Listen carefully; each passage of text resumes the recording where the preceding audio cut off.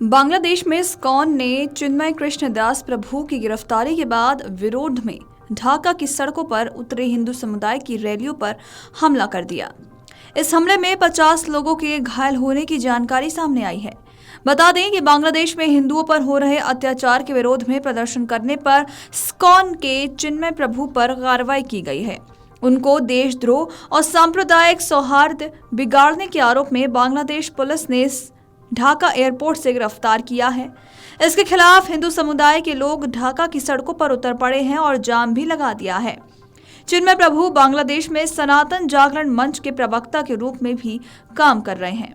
आपको बता दें कि अब इस मामले पर आचार्य सत्येंद्र दास का भी बयान सामने आ चुका है और उनका कहना है कि इस मामले में सरकार को हस्तक्षेप करना होगा, वरना हिंदुओं पर ऐसे ही अत्याचार होते रहेंगे।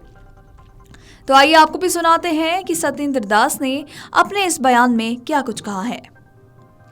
देखिए, ये बहुत गलत हुआ है और मैं समझता हूँ जिस तरह से पाकिस्तान किया हिंदुओं के साथ, और वही रवैया बांग्लादेश भी अपना रहा है और ये बहुत गलत है।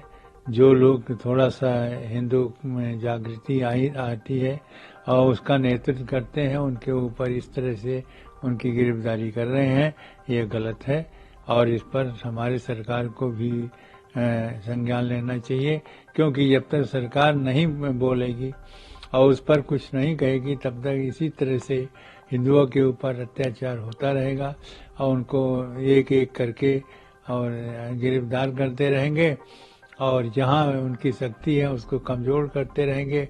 इसी प्रकार से धीरे धीरे उनके देश में जितने भी हिंदू हैं उनके ऊपर यह अत्याचार होता रहेगा। मैं मांग करता हूँ सरकार से कि इस पर हस्तक्षेप हमारी सरकार करे। जब तक सरकार नहीं करेगी तब तक उसी तरह से बांग्लादेश में हिंदुओं के साथ अन्याय होता रहेगा। किसी गिरफ्तारी होगी और किसी के मारेंगे, इस तरह के उनकी स्थिति खराब हो गई है और चाहिए कि तुरंत सरकार इस पर हस्तक्षेप करे जिससे कि हिंदुओं को बचाया जा सके। नहीं, आतंकवादी तो बना दिए जाते हैं ना, जब गिरफ्तार करना होता है या कोई उन पर आरोप लगाना है तो उनको आतंकवादी बना देते हैं और ऐसा आतंकवादी इस काम वाले थोड़ी हैं। और इस तरह से जो कर रहे हैं वो गलत है। गलत तरीके से हिंदुओं को सताया जा रहा है, वो पता नहीं क्या क्या हो रहा है, लेकिन इस पर सरकार नहीं ध्यान दे रही है, जो बहुत गलत है। और जब तक सरकार का ध्यान नहीं जाएगा और उस पर आरोप नहीं लगेगी, अंतर्राष्ट्रीय दबाव पड़ेगा, तभी जाके हिंदुओं का बचाव होगा। नहीं तो ऐसा एक एक करके और वो जो कोई भी थोड़ा सा भी उसको वहाँ प्रयास करेगा उसके ऊपर ही तरह के अन्याय होंगे। इसलिए सरकार की चाहिए कि इस पर हस्तक्षेप करे। बताते चले कि चिन्मय प्रभु की गिरफ्तारी के बाद इस्कॉन ने भी एक्स पर एक पोस्ट किया है जिसमें उनका कहना है कि हमें चिंताजनक खबर मिली है कि इस्कॉन बांग्लादेश के प्रमुख नेता चिन्मय कृष्ण दास को ढाका पुलिस ने गिरफ्तार कर लिया है।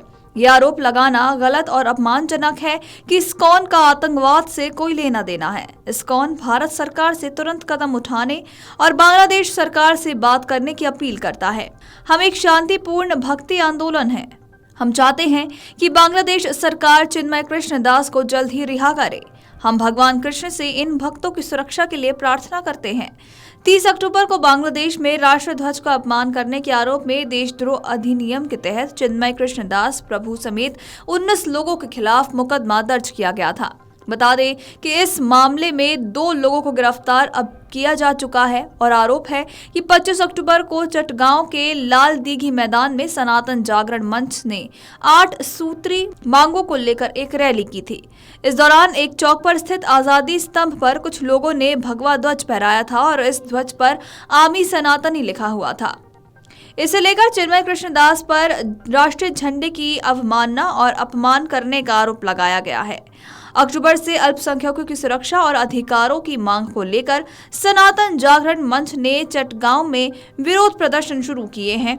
इसमें चिन्मय कृष्ण दास प्रभु ने कई बार सरकार पर हमला बोला है। उनके नेतृत्व में हिंदू अल्पसंख्यकों ने 8 प्रमुख मांगों को लेकर आवाज भी बुलंद की है।